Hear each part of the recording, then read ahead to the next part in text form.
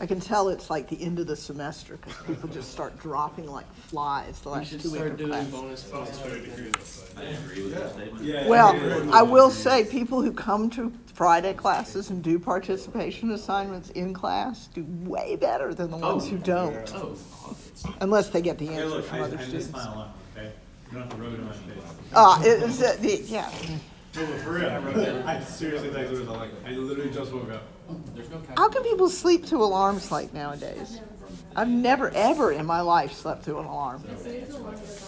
Oh, yeah. Yeah, me too. That's my problem. I do that. Marissa's your problem. No. No, I just booked it out of bed. Oh, you're all dressed for the weather back there. I have no cold resistance. Oh. I like the color of your scarf though. You going Steelers? No, it's not Steelers. But if you notice, the Ravens are There. drastic. Yeah. Don't do that too much in here. I have no cold You're in resistance. very dangerous territory right now, my guy. When you talk about football games, actually Monday night's game was really, really good. I wasn't super invested in either team. I like both of them. So I like Seattle, I like San Francisco. I didn't care who was going to win. And it was a good game for once. Yeah, they did field goals. Right at the end. I mean, they were losing and then they were winning and then it was a good game. So like, KSU, I should have been on. KSU, like, ever since they changed their TV provider or whatever, I have to listen to football on the radio now. Oh. And so, because, I mean, they have the channels in which the games are played, but there's such a lag behind where it starts and then where it begins that it's pointless. You might as well just listen to the radio. And so I was out on Monday, and I turned on the radio, and I was like, oh my God, this is such a great game. And the momentum swings they were so huge. Like, you could see it. Seattle, 49ers up 10-0. They're about to put the game away. Turnover. Yeah. No, it was. Scores touchdown. That's the way football is supposed to be. That's why I like it. But Never over until it's over. never over till it's over. So I think I'm almost done with this class. It's amazing. Yeah. Don't say that too loud. I like this class. Oh, yeah, right. Yeah, I totally don't believe it. You were super. You know, it was the seventh first 6 and 1 Steelers. The seventh was the Falcons lost. It was so funny. Yeah, let's get started so we can get going and I can go back to my office and hide. I heard Falcons lost. What? They beat the Saints. No, they didn't lose. They won. Didn't they win? Or did they lose? Falcons did win. Okay. I never watched them. I just don't have any. The Falcons had the biggest upsets. They were like severe underdogs. 2 touchdowns. And yeah.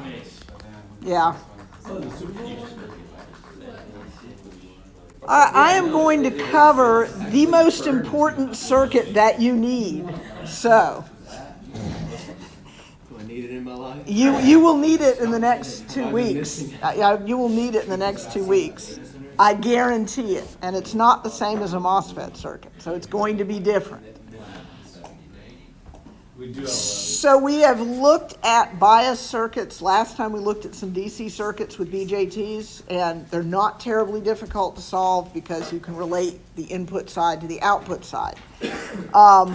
But the problem with all the circuits that we covered is you either had 2 voltage sources, which is just not going to fly most of the time, or if the value of beta changes, then the whole circuit changes, which also isn't going to work real well. Once the circuit's designed, it needs to be designed to be kind of independent of beta. So the ideal circuit has 1 power supply, and if the value of beta changes, it doesn't radically change the values in the circuit. And the most common one is the voltage divider bias circuit, which looks just like the voltage divider MOSFET bias circuit, but is solved completely differently. So that makes it a little more tricky as far as the actual solving of the circuit. The reason is because there is current flowing into the base.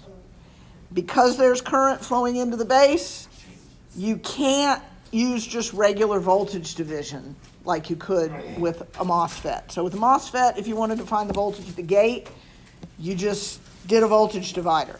So if you had a circuit like this with a MOSFET in it and you wanted to find the voltage at the base, or if it was a gate, you'd just do a voltage divider.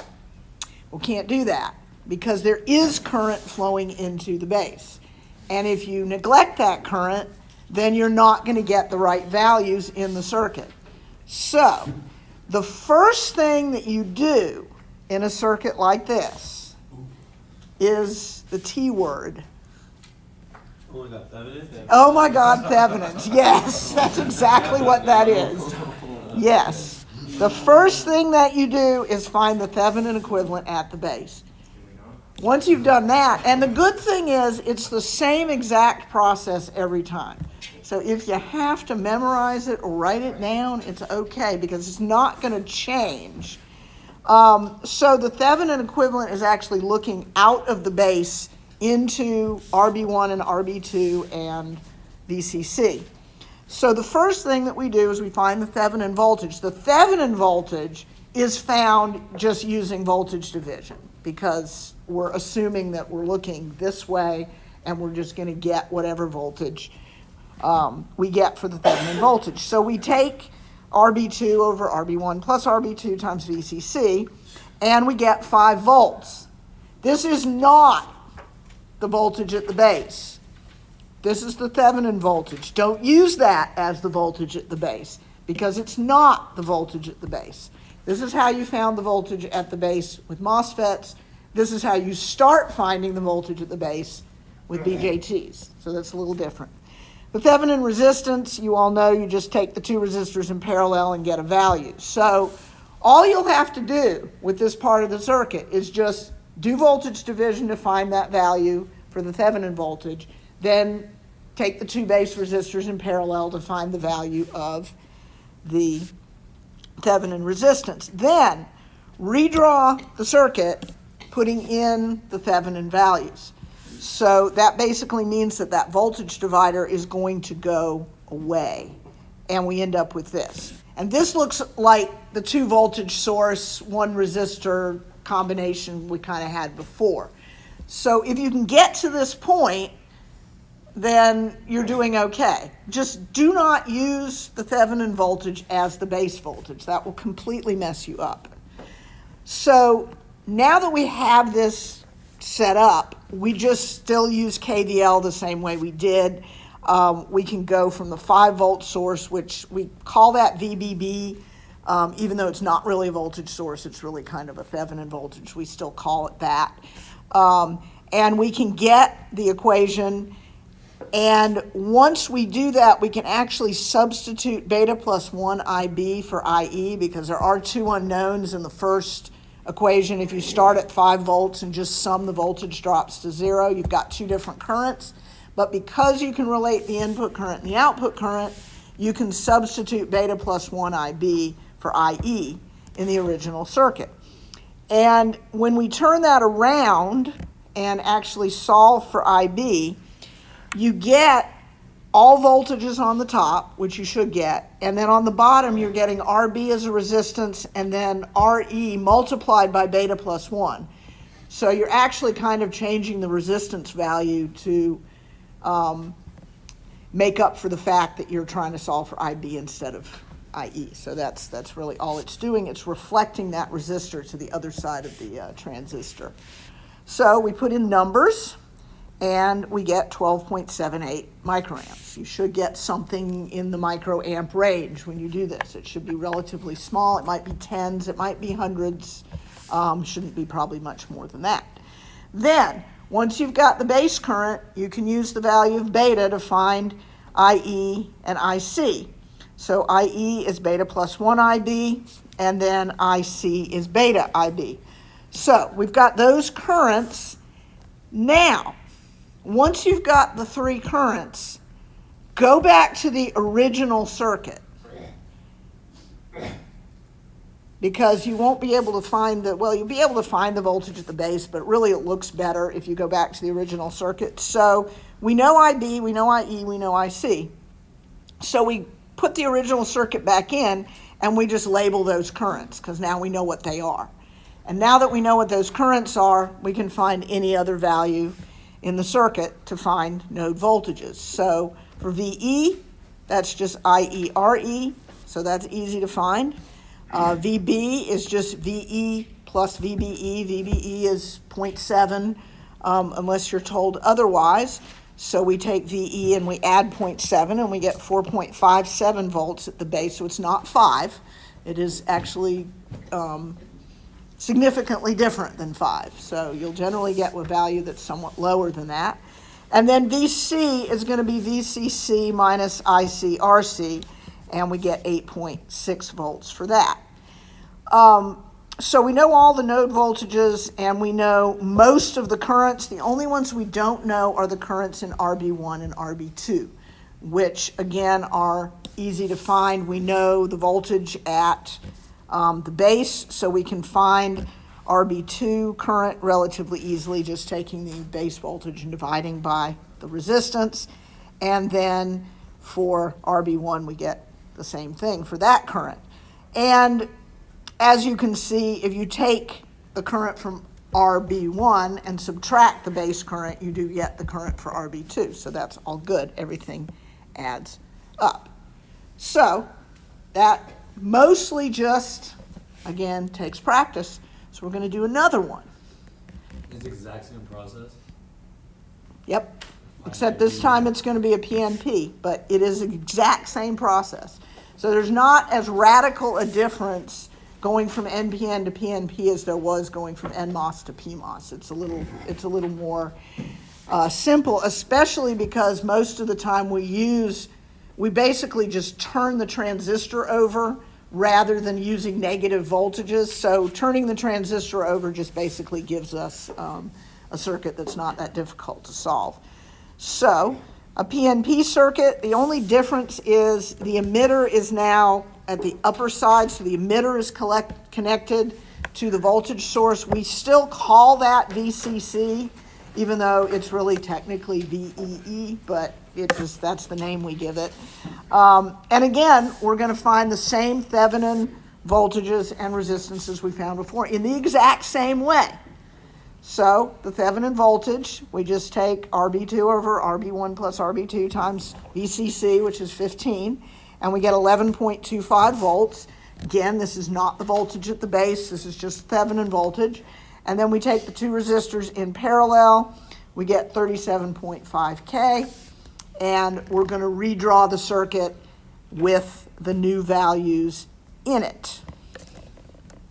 So this is what the circuit looks like after you put the Thevenin source in. Again, now it looks like a two-source. It looks exactly the same as the other one, except that the way you go around the KVL side is going to be different. So this time you're going to start at the 11.25 volt source, and you're going to actually go around and you can subtract IBRB and VBE to get VCC. Now realize that actually we're doing this backwards. Actually, when I wrote it down, I was like, oh yeah, actually when we do this, we do it backwards. But you get the right numbers. So we can use this value. We actually take VBB and we're subtracting two voltage sources to get something bigger, but it will come out correct because basically you're going to take all the voltages that you know, take the biggest one, subtract the other two, and then divide by the resistance at the base. So that's the only process. It's going to be a bit different than the other one,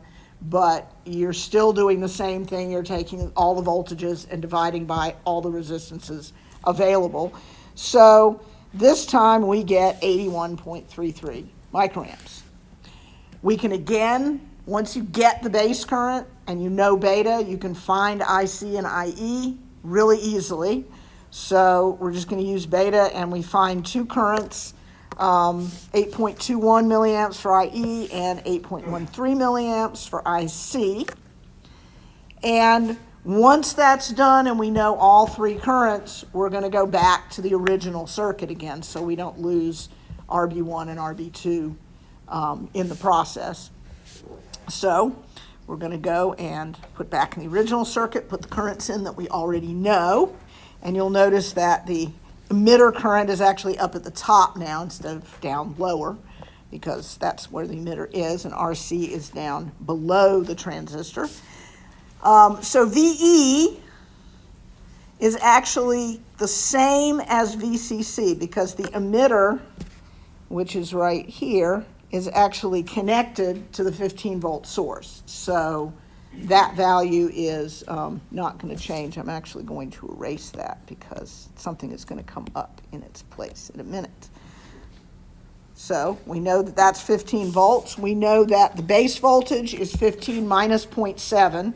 So even though the currents are listed going this other way, you're actually dropping voltage in the opposite direction. So we end up, actually I probably should have made it go. No, I did it right.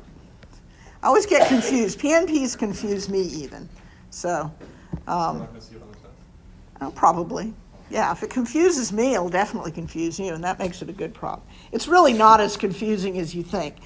Any node voltage has to be between 0 and 15, and the drop between the emitter and base has to be 0.7. So it ends up being a drop in the other direction, which works out fine.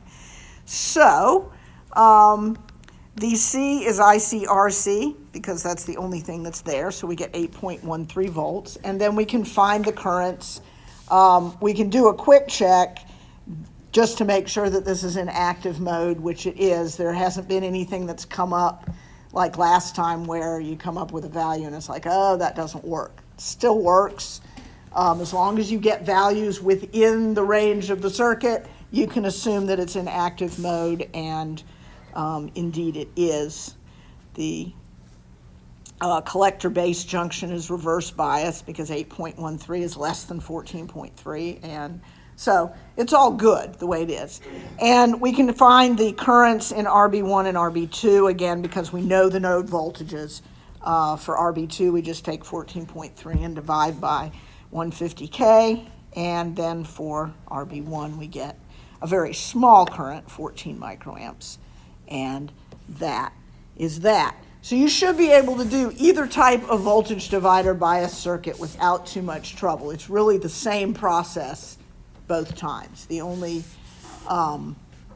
difference is basically the voltage drop or the transistor is turned over. But other than that, the arrow tells you which way the emitter current is going, yes.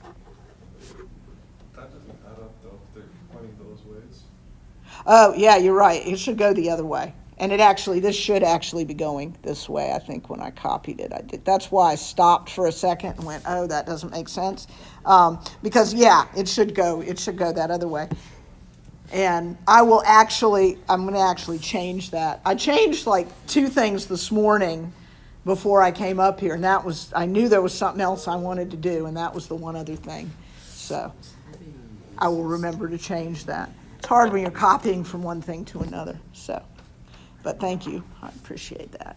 The last thing we're going to look at is an amplifier circuit that's similar to something we looked at with MOSFETs, yes? Just for namesake, instead of being VCC, wouldn't that be VEE? Did you not just hear me? No, I did not. I said, yes, it technically should be Oh, VEE, sorry.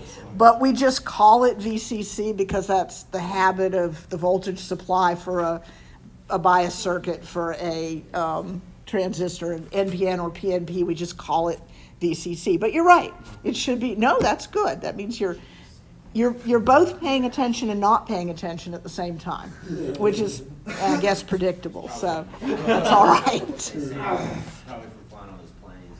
Yeah, there you go. I can't hear well anymore. So good.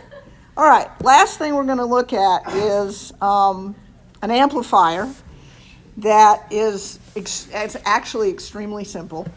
Doesn't look so, but we did almost the same type of thing with MOSFETs, but it wasn't functioning as an amplifier. It was functioning in a different way, and it was connected together differently. So this is not connected the same way the MOSFET circuit we looked at was connected, but we're just going to look at the Class B type amplifier we covered just for a minute, that talked about how one transistor is providing the positive waveform, the other one is providing the negative side of the waveform, so it's going back and forth.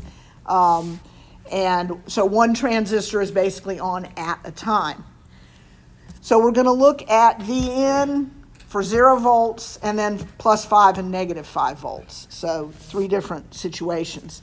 And we'll just kind of go from there. So first of all, the collector emitters bases are labeled so you can see kind of where they are.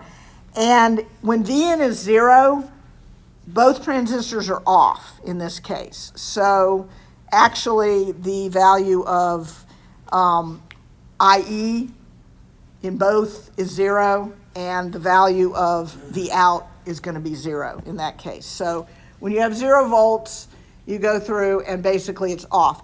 And the collector base junction, if you look at it, you have 5 volts here and you have basically 0 volts there. So that's not reverse biased. So you can tell just by looking at it that it's not set up to be on. So both transistors are off in this case and the output's just 0. So that's what happens when the input is 0.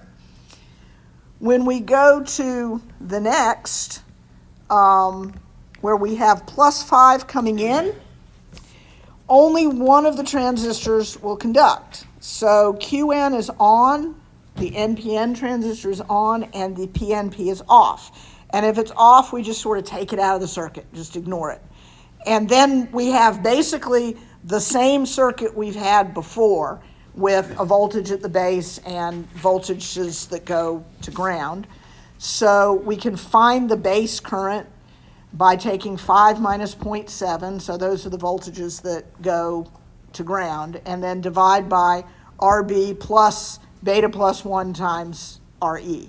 That's sort of the standard value, way we do it, turning it around, the same thing we did before. So we get 38.74 microamps for IB. Then IE is just going to be beta plus 1 times that.